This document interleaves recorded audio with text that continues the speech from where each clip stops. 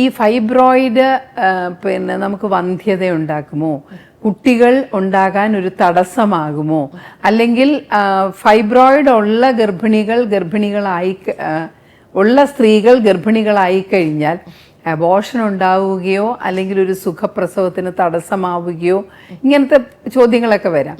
പക്ഷേ ഒരു കല്യാണം കഴിച്ച് ഗർഭിണിയാവാത്ത കുട്ടികൾ ഫൈബ്രോയിഡും കൊണ്ട് വന്നാലും നമ്മളത് ഒന്നും ചെയ്യില്ല. കാര്യം ഫൈബ്രോയിഡ് സാധാരണഗതിയിൽ ഒരു വന്ധ്യതയ്ക്കൊരു കാരണമല്ല, കുഞ്ഞുങ്ങൾ ഉണ്ടാകാതിരിക്കുന്നതിനൊരു കാരണമല്ല.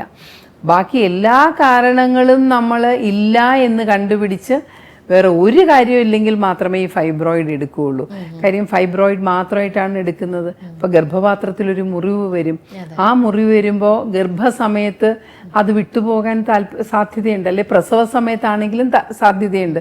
അപ്പം അങ്ങനെയുള്ളപ്പോൾ ഈ അത്യാവശ്യമുണ്ടെങ്കിൽ മാത്രമേ നമ്മൾ അത് ഈ ഗർഭിണിയാകുന്നതിന് മുമ്പ് എടുത്തു കളയുകയുള്ളൂ.